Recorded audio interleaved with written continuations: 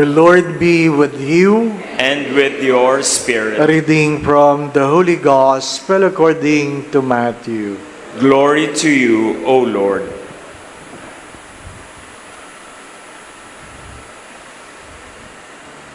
At that time, Jesus exclaimed, I give praise to you, Father, Lord of heaven and earth.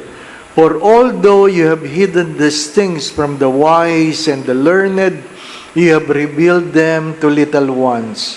Yes, Father, such has been your gracious will. All things have been handed over to me by my Father. No one knows the Son except the Father, and no one knows the Father except the Son, and anyone to whom the Son wishes to reveal Him. Come to me, all you who labor and are burdened, and I will give you rest. Take my yoke upon me and learn from me, for I am meek and humble of heart, and you will find rest for yourselves. For my yoke is easy and my burden is light.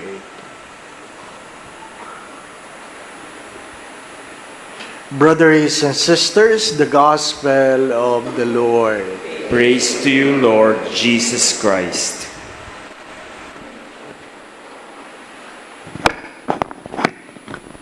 Magandang umaga po sa inyong lahat. If you can still remember the triumphant entry where Jesus have used a donkey rather than a horse in entering Jerusalem. Why? Because horses are beasts of war and donkeys are beasts of burden. It reminded us that God came not as a ruler, but as a servant. He served, He works, and He understands the burden, the tiredness, the frustration of someone who works. Sa Tagalog, ang salitang ginamit, napapagal. Napapagal. Hindi lang pagod, kundi minsan nawawala ng pag-asa. Mas nakakapagod magtrabaho pag hindi mo nakikita na yung iyong ginagawa mayroong kinabukasan. Di po ba? Ano? Nakakapagod yun, paulit-ulit. Pero, ang magandang paalala sa araw na ito, ang binibigyan lang ng kapahingahan ng Diyos ay yung mga nagtrabaho. Yung napagod dahil nagtrabaho. Kasi may mga taong pagod na walang ginagawa. Di ba ba? Ano? Gulong ng gulong, tulog ng tulog, kain ng kain. Pagod na pagod. Ano po? Anong ginawa mo? Wala. Pagod na pagod. Hindi para sa inyo ito. Ang para sa inyo, ang sabi ni San Pablo, yung ayaw magtrabaho, huwag kumain. Ano po?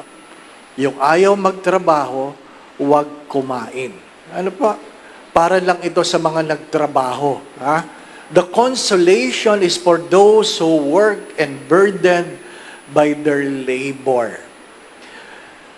Una, bakit nakakapagod? Bakit nakakapagod?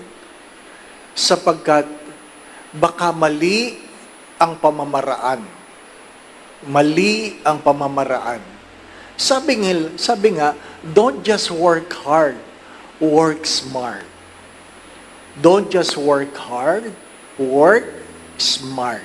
Di po ba, ano? Kasi, may mga bagay na pag binuhat mo ng kamay, mabigat. Pero kung gagamitin mo yung balikat, magaan lang. Magaan lang. Paano mo binubuhat ang iyong trabaho? Baka mali ang pagbubuhat, kaya sabi ng Diyos, ang aking pamatok, my yoke is easy. There's a way of carrying our burden. Our burden. Mananabi ako, ano po? Alam po ninyo, kahapon nagmisa ako sa Patay. And the sad story is that when you're among the seniors, you have more goodbyes than hellos. Ang madalas na misa mo, patay na lang. Ano pa? Patay na nanay ng kaibigan, patay na kaibigan, ano po? Pag senior ka, alam mong malapit ka na, di po ba, na? Oo, tanggapin nyo yun, di po ba? Ha? Sabi nga nila, ayaw nilang tanggapin. Ayon sa pag-aaral, ano po? Ayon sa pag-aaral sa Pilipinas, ang lifespan ng Pilipino, ano po, ay 71 years old. 71, alam niyo ba yun? 71? Ha? Oh, malapit na kayo. Ano po? 71. Sabi nung isang nag-comment, hindi naman magsinghaba ang babae at lalaki, mas mahaba po ang babae. Oh, ang babae 73. Oh, 2 years, 2 years. Di ba? Meron bang pinagkaiba yung 2 years? Di ba? Ano po? Alam niyo na. Kaya sinasabi ko doon sa mga may edad, yung mga, yung mga bata, tatanda rin kayo. Pero yung mga matatanda, huwag na kayo masyadong nag-aalala sa mga bagay-bagay na wala naman kayong magagawa. Di po ba? Huwag na kayong magpapa-apekto doon sa mga nanggugulo sa buhay ninyo. Oh, yung sinisiraan kayo, may nagsasabing di maganda sa inyo, huwag na kayong magpa-apekto doon. Ano po? Ano dapat gawin, Father? Tumahimik ka na lang. Isipin mo na lang, mamamatay din yan. Mamamatay din yan. Kung hindi ikaw, siya. Di po ba? We are so bothered with so many things. My dear friends, my brothers and sisters, what is the second reading trying to tell us? The only way to live eternally with God is to die to our sins. Yung bang pinagkakabalahan ninyo, pinagpapaguran ninyo, ano po? Yan ba'y magdadala sa inyo sa langit? Di po ba, Magdadala ba sa inyo sa langit? Hindi ka nakakatulog. Sabi nung minsan, sabi, Father, ang taas na ng dollars. Sabi ko, magkano po ang dollars nyo? Wala. Ang dami niyong inaalala. Wala naman pala kayo, di ba ba? Mga minamahal na mga kapatid. Di ba? Ano ba mga pinag-aalala ninyo? What are your worries? Sometimes, what burden us are not the things we carry, but the things we think about. Ang mga bumabagabag sa atin, ang nagdudulot sa atin ng pagod, ay hindi yung ating mga binubuhat. Kung ano-ano ang ating iniisip. Kasi nakakapagod mag-isip, di po ba, Pag sinabi nung, Ma, anong sagot dito? Ma, anong sagot? Anak, pwede ba? Ikaw na lang sumagot. Nakakapagod O, di ba, Nakakapagod. Napapagod ka, sagutin yung assignment ng anak mo, di ba ba, Tapos, pagdating sa finals, bagsak. Di ba? Kasi ikaw ang sumagot. Ba't ka bagsak? Ewan ko ikaw sumasagot dito, di ba? Hayaan yung mga bata. According to this study, my dear parents, children who do their chores are more successful than those who are not. Children who do their chores, pinagwawalis ninyo, pinaghuhugas nyo ng pinggan, pinagpupunas nyo ng lamesa, itong pinatutulong niya sa bahay, they are people who become more successful than children who do nothing. Nakakaawa naman, Father. Pag namatay kayo, mas nakakaawa yan. Kasi hindi yan marunong mabuhay. Di po ba, Mga magulang, minsan subukan ninyo. Pagbukasin nyo ng dilata ang anak ninyo. Marami sa kabataan, di marunong magbukas ng dilata. Hindi marunong magsaing.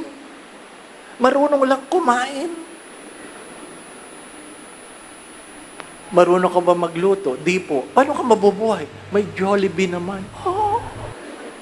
Kaya pag pinag-drawing mo ng manok, alam niyo ba yan? Yung mga kabataan ngayon, pag pinag-drawing nyo ng manok, hita lang. Hita lang. Hindi na nakakita ng buong manok, hita lang. Natatawa kayo, yan ang katotohanan natin mga Pilipino. Ano kinabukasan natin? We are so burdened with so many things that are not really essential. That are not really essential. Kaya nga sabi nila, prioritize later. What is prioritize later? You do something that will enable you to become a better person later. Not today, not today. Ano pa? But will help you become a better person later. Stephen Covey used the term, begin with the end in mind. When you labor on something, when you burden yourself of something, it should be something that will make you a better person in the future. In the future. Ano po? Wag puro kain, mga anak. Wag puro kain. Ano po? Turuan nyo magsaing. Ang dali na magluto ng kanin ngayon. May rice cooker na, di po ba? Ano? Kahit ang alam natin, anak, hugasan mo. Pag madumi pa, hugasan mo. Pag madumi pa, hugasan mo. Pag malinis na, sukatin mo ang bigas. At kung gano'ng kahaba ang bigas, doon kadami ang kanin. Di po ba, na? Naku, Father, tinuruan ko ang anak niyan. Nung kakain na kami ng tanghalian, wala kaming kanin. Sabi ko, ano ba naman yan? Anong problema? Hindi inon yung Christ cooker. Ay, may tawag doon, may tawag. Ano po? Mahirap yung ganon, ano po? Hindi natuturo yun eh, di po ba, ano? What are the things that burdens you? Parents, psychologically later on, it will burden you seeing your children unable to live by their own. Kaya nga may kasabihan, hindi bali nang umiyak sila ngayon habang sila inyong tinuturuan kaysa kayong iyak sa bukas sa sama ng loob. Ano pa? Hindi bali nang umiyak. Takot na takot ang mga magulang na umiyak ang mga anak. Ano po? Mapapagod din yan. Hayaan nyo lang umiyak. Diba? Oo. Kayo naman takot na takot pag umiyak. Di po ba? Ano? Mga minamahal na mga kapatid. Teach your children. Ano sabi nila sa SMART? I hope you know this. SMART. When you ask them what they want to become, it must be smart. Ano pa? Specific, measurable, attainable, realistic, and time-bound. Di ba ano? Hindi pwedeng basta. Magda-diet ako. Ilang kilo? Basta. Ay, walang mangyayari. Kailan mo gustong maabot? Basta. Ano po? Ay, walang kinabukasan yan. Dapat specific. Ilang kilo ang alisin mo? Gaano katagal mong gagawin yan? Di po ba? Na?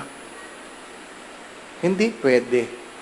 Pagkamisan, dahil walang plano, puro pangarap, walang naabot. Pagod na pagod. Ang may karapatan lang mapagod, matanda. Hello?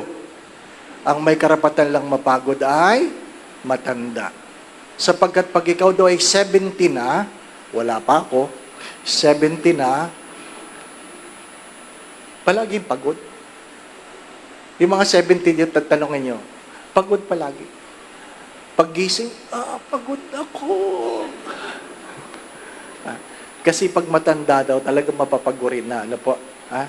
So pag kayo pa mapagod, matanda ka na ba? Hindi pa. Hindi pa ba? Hindi pa. Alam niyo yung kwento dito?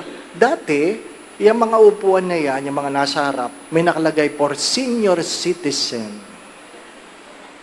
Pinalagyan. Pero ayaw umupo ng matatanda. Ayaw nilang aminin na matanda sila. At darating silang late. Nag-homily ka na, nandiyan pa si nanay. Hindi mo alam kung anong gagawin niya. Tinitingnan niya yung mga nakaupo. Kasi gusto niyang umusog sila. Diba, no? Ang tagal. Gusto kong tanungin, nanay, upo ba kayo o hindi? Antayin ko ba kayo? Ano po? Pagkatapos ng misa, pinuntahan ako sa likod. Sabi, Father, I'm sorry for disturbing you during your homily, but I want to be seated in front. Malabo ng mata ko. Mahina ng pandinig ko. Marami ng masakit. Ang dami ko ng gamot, Father. Ayaw nila akong paupuin.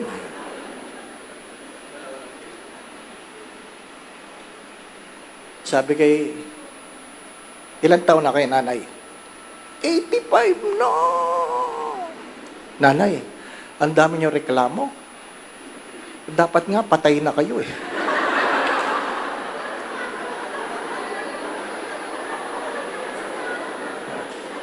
Life is only 70, 80 for those who are strong. Stop complaining about life. As Scott Peck have said in the first line of his book, The Road Less Traveled, you must understand that life is difficult.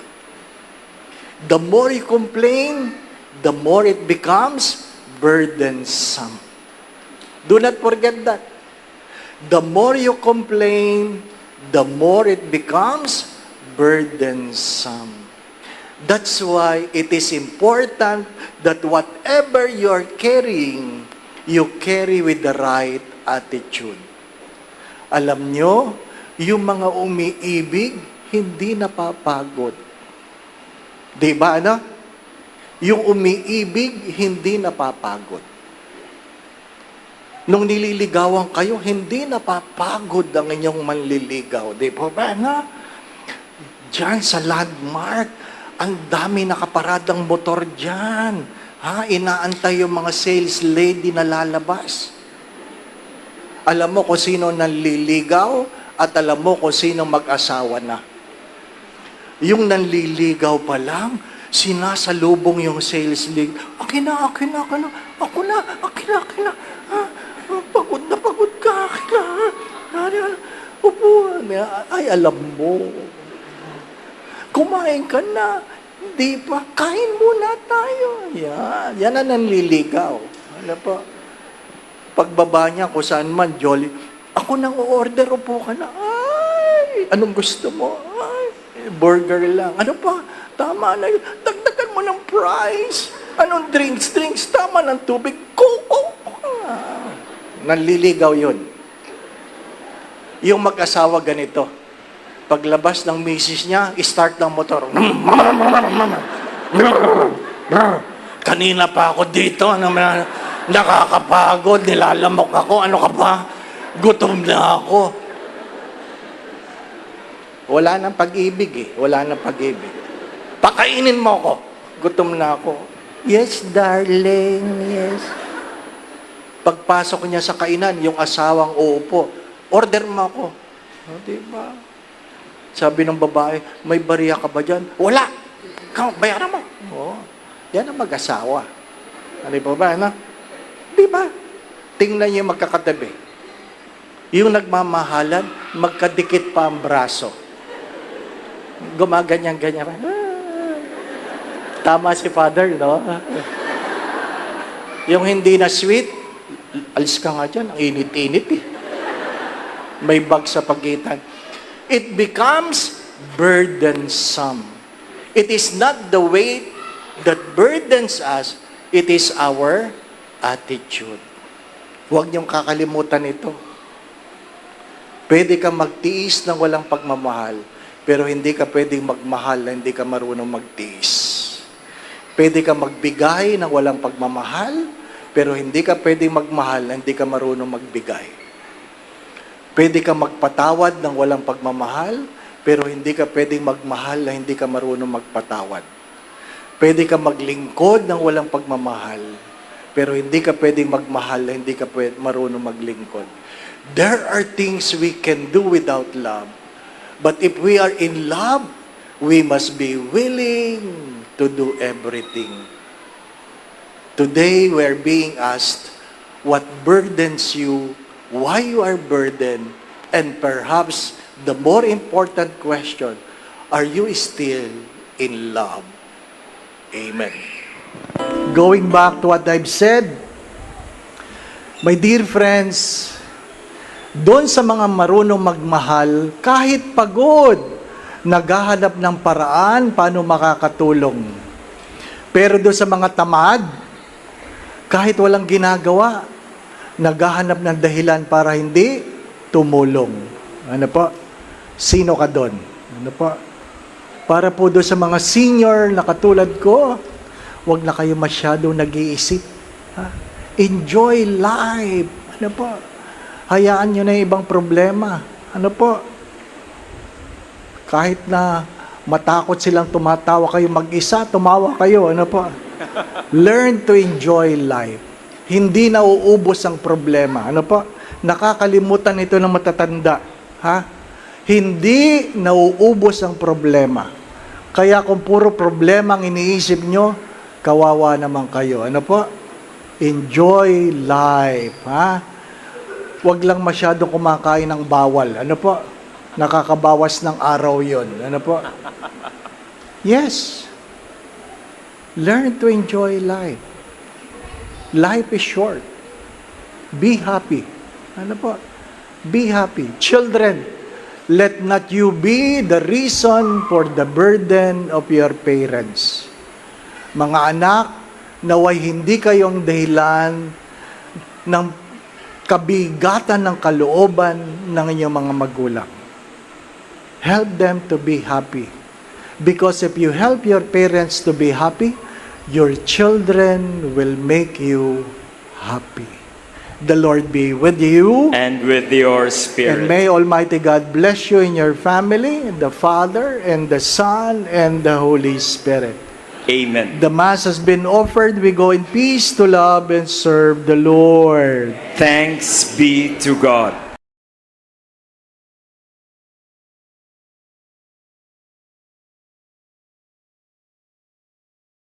Sumainyo ang Panginoon. Ang mabuting balita ng Panginoon ayon kay San Lucas.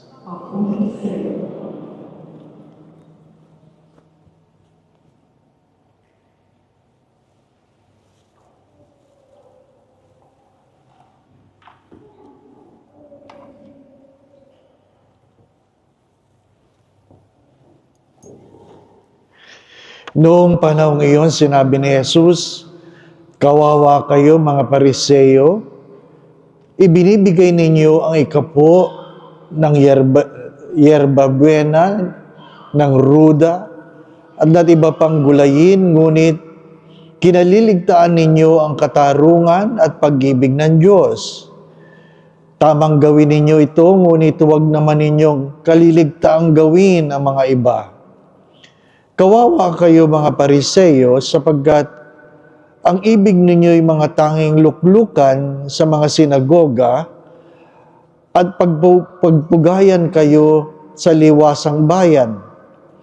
Sa aba ninyo sapagkat para kayo mga libingang walang tanda na nalalakaran ng mga tao nang hindi nila nalalaman. Sinabi sa kanya ng isa sa mga dalubhasa sa kautusan, Guro, sa sinabi mong yan, pati kami, kinukutya mo. At sinagot siya ni Jesus, kawawa rin kayo, mga dalubhasa sa kautusan, sapagkat ipinapapasa ninyo sa mga tao ang mabibigat na dalahin, ngunit ni daliri ayaw ninyong igalaw sa pagdadala ng mga iyon.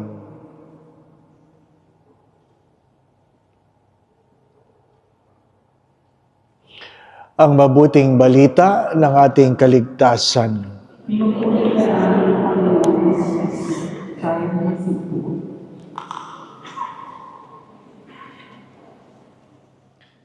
Kahapon napansin ko Mas marami kumpara ng Lunes. Ngayon, mas marami kaysa kahapon. Feeling ko bukas puno na. Wala na nga lang ako.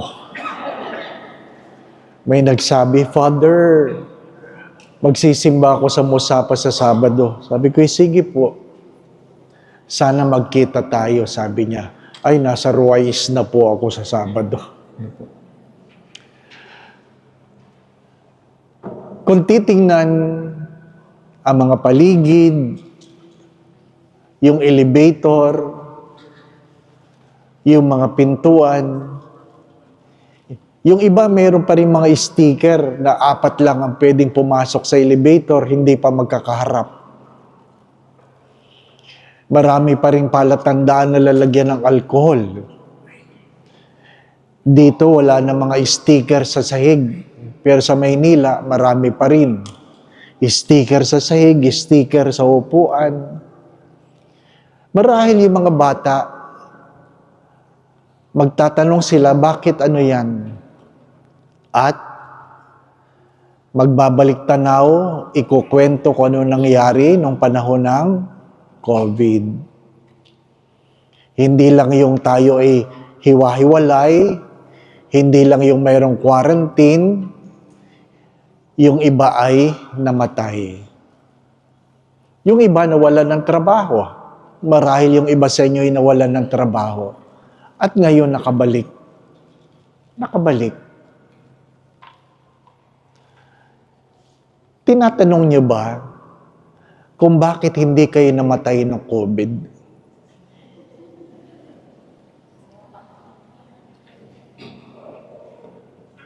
Seriously. Sa dinami-dami ng namatay, bakit hindi ikaw? Di po ba? Bakit ko tinatanong yon? Ngayong ikaw ay buhay, meron ka bang pasasalamat?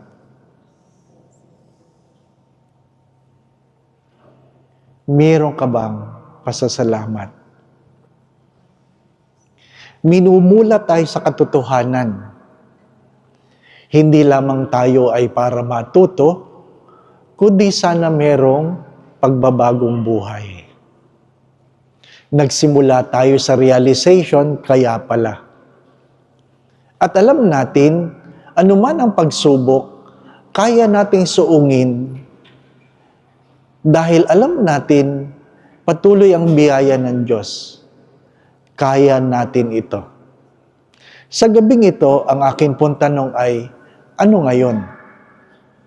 Ano ngayon? Kahapon sinabi ko na tayo'y tatanda. Ang iba sa inyo ay tawa ng tawa. Pero ang akin tanong ay, naintindihan mo ba ang ibig sabihin ng pagtanda? Na hindi kahabang panahon dito sa Abu Dhabi. Na ikaw ay uuwi. At ang magandang tanong ay, meron ka bang naiipon? Meron ka bang naiipon? Dahil wala kang pensyon. Meron kang lump sum, harinawa, pero wala kang pensyon. Hindi katulad sa atin. Kung bibilangin mo ang mga taon na meron ka pa, itatanong mo, mabubuhay kaya ako sa mga taong wala na akong trabaho? Bakit?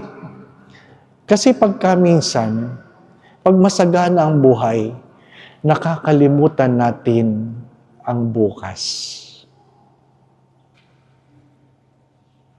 Hindi tayo palagi malakas. Kaya ang tanong ko sa gabing ito, ano ngayon ang gagawin mo? Minumulat ka sa katotohanan. Pero, sabi nga sa Ebanghelyo, kawawa ka naman kung wala kang gagawin sa iyong mga natututunan. Sa ibang translation, ang sabi ay, kalunos-lunos ang buhay mo. kalunos-lunos. Sino yung nakasurvive ng COVID na hindi naghirap? Yung merong naipon. Merong naipon. Yung iba, nabuhay sa hingi. Mga minamahal na mga kapatid, hindi natin hawak ang buhay. Sabi nga, kahit gaano kabuti ang ngayong mga magulang, hindi sila habang panahong nandyan.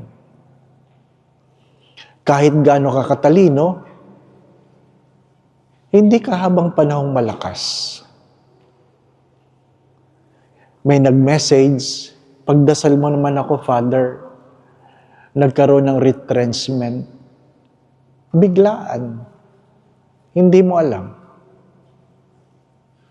Sometimes, when things are well,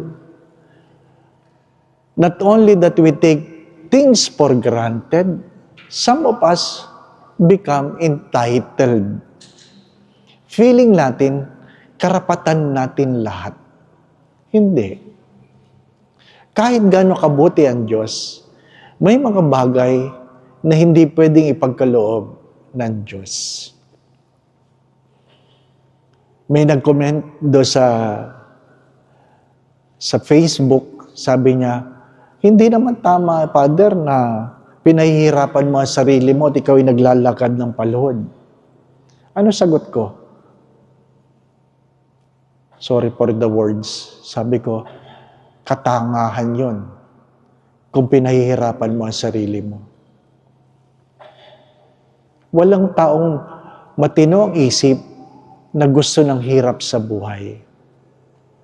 Pero sana maliwanag sa iyo, ano ibig sabihin ng sakripisyo para sa isang mas mabuting bukas? Madalas ko yung sinasabi, financially, dapat alam mo yung 10, 20, 70. 10, 20, 70. Ano ibig sabihin nun? 10% ng iyong tinatanggap, ibinabalik mo sa Diyos. 20% dapat iniipon mo. Dapat meron kang savings. Yung 70% lang ng iyong kinikita, dapat ang iyong ginagastos. At kung nakakatipid ka sa 70%, nilalagay mo yan sa savings. Mahalagang meron tayong naiipon. Kaya nga, pag uwi mo mamaya, tingnan mo kung may naipon ka.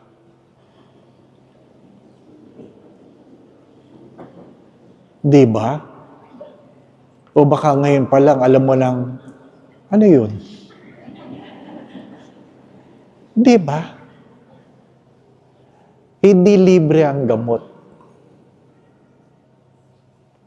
Hindi libre ang pagkain. Kaya nga ang tawag natin ay gastusin kasi may bayad.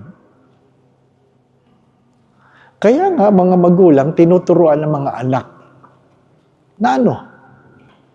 Hindi lang magtipid kundi maging masinop. Hindi yung bili dito, bili dyan dahil merong pambili. Hindi. Kahapon, dahil gusto kong pasalamatan yung nagdala ng pagkain, out of being polite, kumain ako pagkatapos ng misa. Pero alam ko, bawal akong kumain 2 hours bago matulog.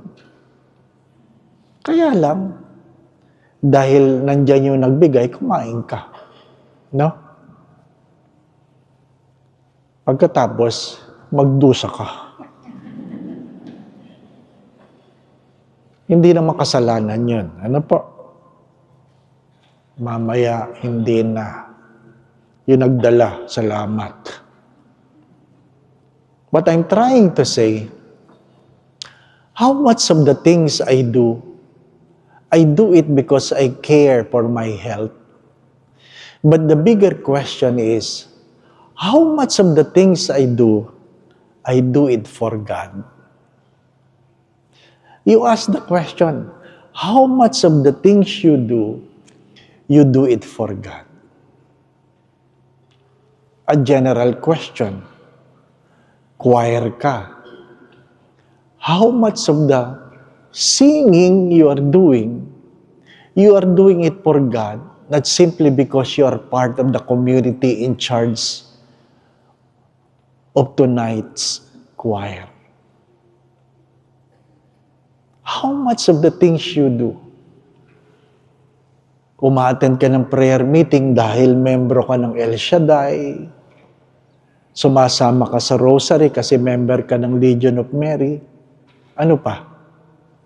What I'm trying to ask is, how much of the things you do, you are doing it for God? Not because you're afraid, but because you are grateful.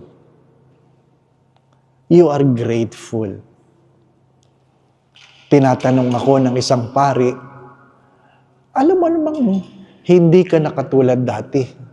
Bakit tinanggap mo yung imbitasyon ng Misyong Pilipino sa Abu Dhabi? Ang sagot ko lamang ay, tumatanaw ako ng utang na loob sa mga taong nagdasal nung ako ay may sakit. Ang utang na loob, palagi ko yung sinasabi, hindi yan nababayaran. Ang utang na loob ay hindi nababayaran. Ang utang na loob ay tinatanaw.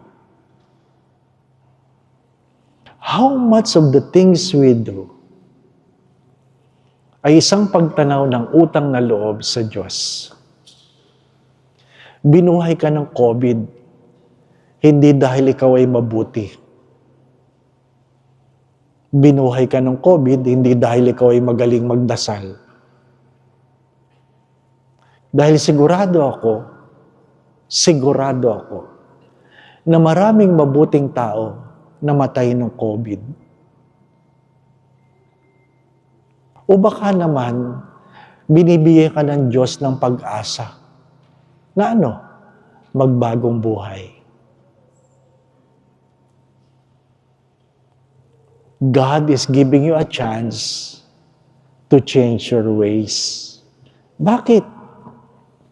Ang unang pagbasa ay pagpapaalala ng ng mga gawa ng laman. Pangangalunya, karima-rimarim na pamumuhay, kahalayan, pagsamba sa Diyos-Diyosan, pangkukulam, pagkapuot, pagkagalit, paninibugho, kasakiman, pagkakabahabahagi, pagkakampi-kampi, pagkainggit, paglalasing, walang taros na pagsasaya, at iba pang katulad nito. To be aware of our sin is one thing. To change our lives is another thing. Kung alam mo kung ano ang tama at hindi mo tinama ang iyong pagkakamali, kawawa ka. O sa ibang salita ay kalunos-lunos. Kalunos-lunos. Kapag may magulang na pinagdadasal ang anak na magbagong buhay, sinasabihan ko magulang na isama po ninyo sa panalangin na huwag siyang mapahamak. Bakit? Pagka misa, kung kailan tayo pilay na, tayo ay sugatan na, bugbog na, saka lang tayo magbabagong buhay. Di po ba? No? Pag sinasabing, brother, mag-serve ka naman. Pwede kang lay minister. Ano sagot nila? Huwag. Sayang. Bata pa ako. Di ba, no? Oh, na-stroke. Saka pupunta kay Father. Father, pwede po ba ako mag-serve? Kung kailan ka tabingina. Di ba? Sorry for the words. Habang malakas ka. Habang malakas ka. Tingnan niyo yung mga lay minister. Mas maraming babae kaysa sa lalaki. Mahiya naman kayo, mga lalaki. Kaya nga tawag dyan, lay minister eh. Binago na lang. Diba? Binago na lang. Ano? Yung iba naman, sa ibang parokya, ang tatanda na ng lay minister. Kung kumilos, 1 to 1 to 1 to 1 to. Diba? Kaya ang tagal bago dumating ni Kristo mula sa altar. Ba't kayo nagtatawa? Totoo naman, di ba no? Oo. Kaya pag nagpapakomunyan, the body of Christ. Hindi na pwede sa bibig. Bakit? Mahirapan ka na eh. Kasi, the body of Christ. Amen. Di ba? Pero bakit hindi ikaw mag-serve? Bakit hindi ikaw mag-serve? Hanggang kailan kayo choir? Hanggang kamatayan? Di ba? Pag tayo tumatanda, bumabagal ang kanta, hindi pa ba? Ano? Kaya ang misa, humahaba. Pag matanda ng pari, di ba? Ang bagal na, sa ngalan ng Ama, Anak, Espiritu Santo. Amen. Di ba? Kasi nagmamadali yung commentator, di ba ba? Di ba?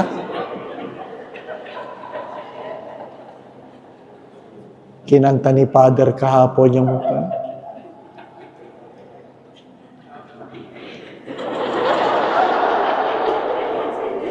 Yep. Ano yung kinanta mo?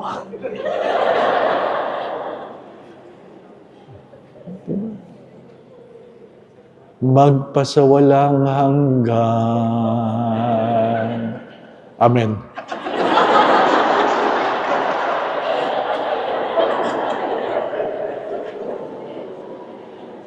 Ganun talaga, di ba? Ano? I hope naintindihan ninyo. I hope naintindihan ninyo. Kaya nga doon sa isang parokya kung saan ako naglingkod, ako nagmimisa sa umaga. Sino ba nagsisimba sa umaga? Matatanda. Sino choir nyo? Matatanda. 5 matatandang dalaga. Wow. Ang tawag ko doon is Spice Girls.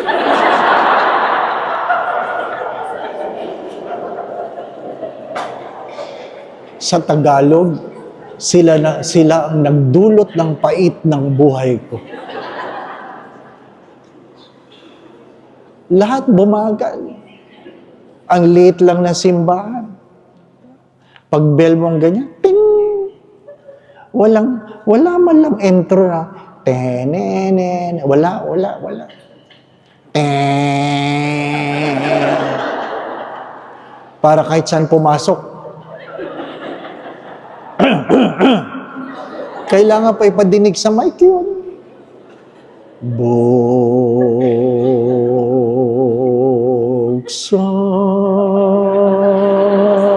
ang aming puso. Ay! Ang misa sa umaga, 30 minutes lang. Pag sila ang choir, 1 oras palagi. Ang tagal mo na nakatayo sa altar, hindi pa bukas. Hindi ako nakati. Sabi ko, buksan nyo na. Kanina pa ako dito. Nagtampo matatanda. 3 araw akong walang choir. Akala nila malungkot ako. Masaya ako. Yung bang feeling mo? Hindi kayo papaltan, di po ba? Ha? At sabi ng mga choir, hindi ka pa pari, choirer na kami. Entitled. Di ba? Entitled. Mas malala ang kolektor ko, si Aling Kuring, 1-2, 1-2, 1-2. Sabi ko, Aling Kuring, huwag niyo naman sundutin yung mga tao. Kasi pag hindi nagbigay, sinusundot eh.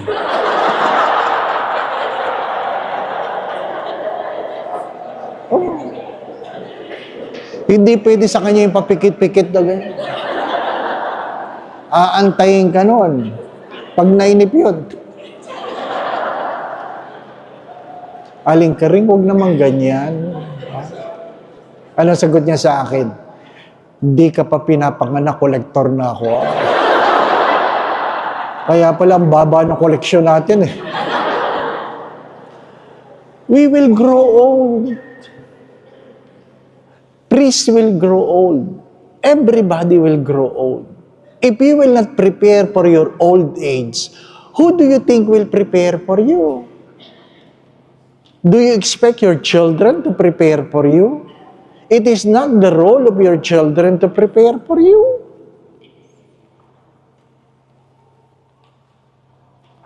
Nagrereklamo tayo sa matatandang pari, pero ayaw natin pagpariin ang ating mga anak. Di ba? Ang yumaong Monsignor Montemayor, kaibigan ko yon, retired na. Dahil wala makukuha magmimisa, kinuha siya. Diabetic yun eh. Pag napaupo yun, tulog.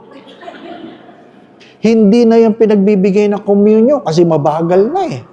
Oh. Ay di habang nangungumunyo, nakatulog siya. Tapos ng komunyon, hindi pa siya magising. O ano nangyayari? Nag-aalisan ng mga tao. Nang walang final blessing. Hindi siya mantay eh. Kaya nung siya nakita ko, sabi ko, Monsignor, nabalitaan ko. Ano yun? Iniwan ka daw ng mga tao. Ano sabi sa akin ng Monsignor? Tamo yung mga nagsisimbang yan. Pag sila'y natutulog sa misa, hindi ko naman sila iniiwanan.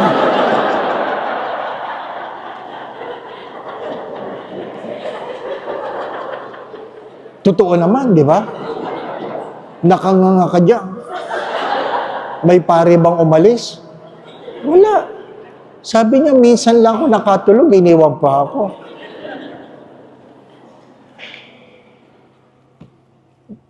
I hope you're getting the point. You will not be here forever. You will not be strong forever. You will not have your job forever. What have you been doing? We have been brought to the awareness na kikiraan lang tayo sa mundong ito. And God has been good to us that in spite of our sinfulness, grace upon grace we receive. That's why we're able to say, kaya naman pala. But today, ask the question, anong gagawin mo? Ano ang gagawin mo? Kailan mo gagawin ang mga bagay na dapat mong gawin? Tomorrow is not an assurance. Keep that in mind. Ang bukas ay walang kasiguraduhan. Ang kahapon hindi na magbabalik. Ang meron tayo ay ngayon. Kailan ka magsisisi? Bukas? Ano sabi ng Diyos sa isang mayaman na nagmamalaki? You fool, I will take your life tonight.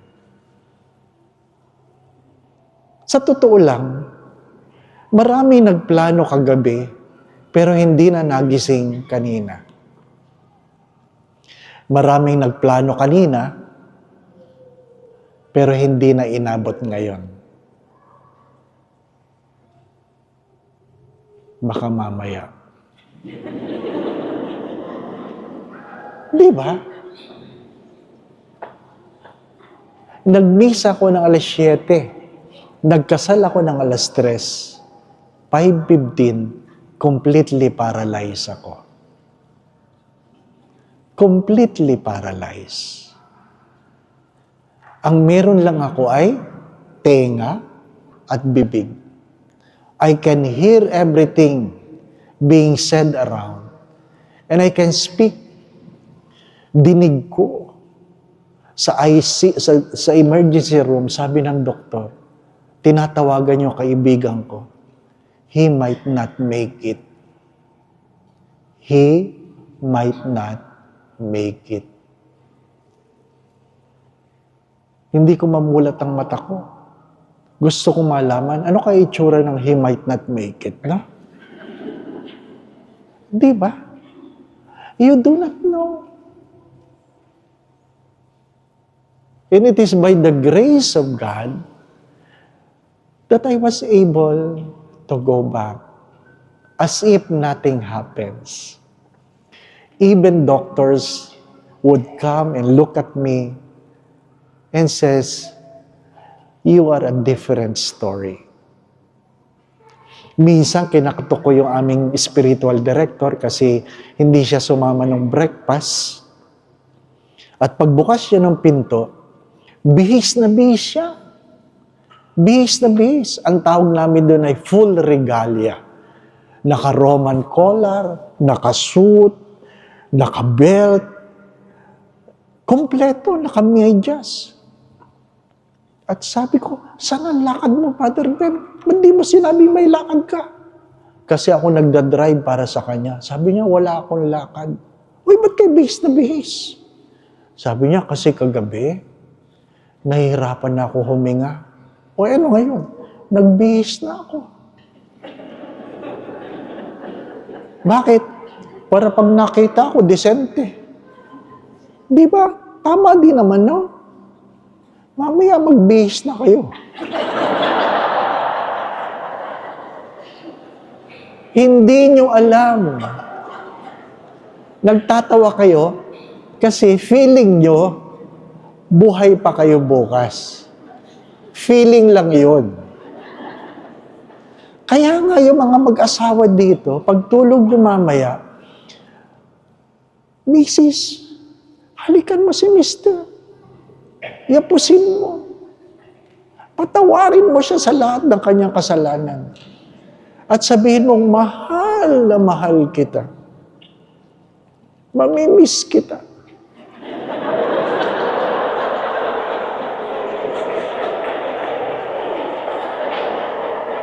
Iparamdam mo ang iyong pag-ibig at magbihis ka. At sasabihin ng mister mo, bakit? Feeling mo ba kukunin ka na mamaya? Tingnan mo siya ng mata sa mata. At sabihin mo, bakit ako? Ikaw.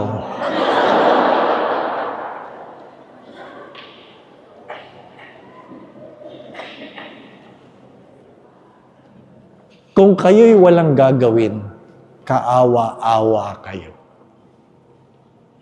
After all the realizations, after all the assurance, and yet tonight, you will not decide to change your life, then you are worse compared to the Pharisee and to the teachers of the law. Please, I'm serious. Tonight calls for a change. Tonight calls for a change. As I've said before, if you want something new in your life, you must take the courage to do something you have not done before. Or else, if you keep doing what you have been doing, then you will continue to get what you have been getting.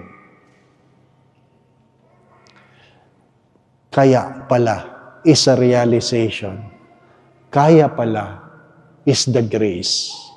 Today, the question is, ano ngayon ang gagawin mo? Nobody can make you change your life. Because the only way to change our lives is to change our attitudes. If you will not build your dreams, somebody will use you to build their dreams. If you keep buying things you do not need, someday you will sell things you need.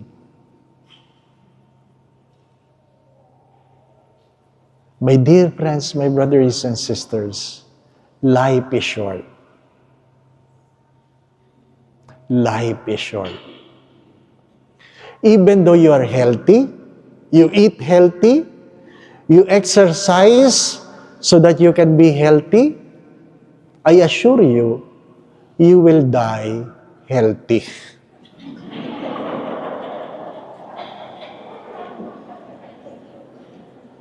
Still, maiksi lang ang buhay. Dumating tayong walang dala, aalis tayong walang dadalhin, pero pwede tayo mag-iwan ng magandang alaala. Amen.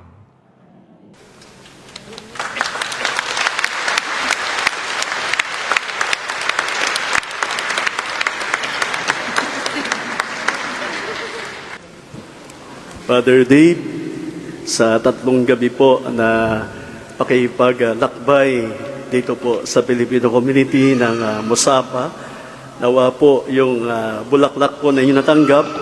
Ang hiling po namin ay kahit hindi nyo may uwi sa Pilipinas, kahit malang isang petals ang kunin nyo at ilagay nyo sa inyong libro para pagbubuksan nyo po, may nagdadasal sa akin, taga Musapa. At kami po ay nagbabalik din ng hindi lamang utang na loob, kundi pa sa salamat sapagkat sa 3 gabi na ito ay tinuruan niyo po kami sa pamumuhay pananampalataya na ang pagbabalik loob ay hindi ipinagpabukas.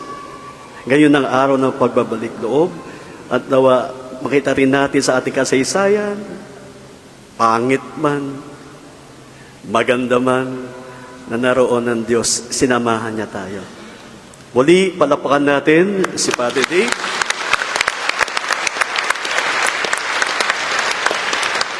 Pasasalamat din po kay Kuya Romel Pangilinan na sumubaybay, nag-alaga, naghahatid at sa 2 kasama ni Father Dave, galing pa po sila sa Manila. Palakpakan po natin sila. Magpapasalamat din po ako. Maraming salamat po. Salamat po sa bulaklak. Naalala ko lang si Father Ani. Palagi may bulaklak yun. Kung wala makakuha man, masitera do sa tabi niya. Pag nakakatanggap ako ng bulaklak, naalala ko na, yung nakahiga ka na sa kabaong.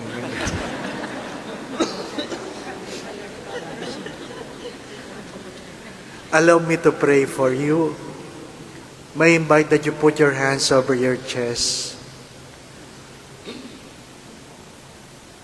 And keep in mind that God loves you so much. Mahal na mahal ka ng Diyos. Ano man ang iyong kahapon, ano man ang iyong pagkukulang, ano man ang iyong pagkakamali, hindi nagbabago ang pagmamahal sa iyo ng Diyos. Sa gabing ito, inaanyahan ko na buksan mo ang iyong puso, ang iyong isipan, ang iyong buong pagkatao upang tanggapin ang kanyang pagpapala. Humiling ka hindi dahil ikaw ay nararapat. Humiling ka dahil ang Diyos ay mapagmahal. Kung ikaw ay may sakit, manalig ka na pagagalingin ka ng Diyos. Kung ano man ang iyong pinagdadaan ng suliranin, idulog mo sa Diyos. Isama mo sa iyong panalangin ang iyong pamilya, ang iyong mga mahal sa buhay, ang iyong mga kamag-anakan. Ama namin mapagmahal, dinudulog ko po itong iyong mga anak na narito ngayon. Kilala mo ang bawat isa sa kanila, Panginoon. Ikaw ang nagdala sa kanila dito. Ikaw ang nagpahintulot na maging bahagi sila sa misyong ito. Idinudulog ko po ang bawat isa. Nawa po'y hipuin mo sila. Nawa po'y patuloy mo silang ingatan. Ilayo mo sila sa lahat ng uri ng kapahamakan. Patuloy mo silang pagkaluban ng kalakasan, kalusugan. Kung sino man sa kanila may karamdaman, ano man ang kadahilanan nito, sa makapangyarihang pangalan ng iyong anak na si Jesus, pagkaluban mo sila ng kagalingan. Sa makapangyarihang pangalan ng iyong anak na si Jesus, palayain mo sila sa karamdamang ito. Sa makapangyarihang pangalan ng iyong anak na si Jesus, panumbalikin mo ang kanilang kalusugan. Patuloy mo silang gabayan sa kanilang mga iniisip at ginagawa. Kung mayroon man silang pinagdadaan ng suliranin, problema, tuwangan mo sila. Alisin mo ang kanilang mga pagkatakot at pangamba. Dagdagan mo po ang kanilang pananalig at pananampalataya sa iyo. Panginoon, kung mayroon mang sugat, sakit, sama ng loob, pagkatakot, pagkawala ng tiwala, dala ng pagkukulang o pagkakamali na sino man, nawa po'y mayroong paghilom sa mga sugat na ito. Panginoon, idinudulog ko po ang bawat mag-asawa. Nawa po'y patuloy mong ingatan na kanilang relasyon. Nawa po'y pag-alabin mo ang pagmamahala ng bawat isa. Idinudulog ko po ang bawat pamilya, Panginoon. Naway pagharian mo sila ng pagmamahalan, pagkakaisa, pagkakasundo-sundo, kapayapaan, kasayahan, puspos ng pag-ibig at kasaganahan. Idinudulog ko po ang lahat ng kabataan. Naway matutunan nilang matanggap ang iyong pagmamahal. Panginoon, kayo po nakakakilala ng bawat isa. Sa mga nawawala ng pag-asa, dagdagan mo po, Panginoon. Kayo pong higit na nakababatid, kayo na po magkaloob ko anuman na makabubuti, makababanal para sa bawat isa.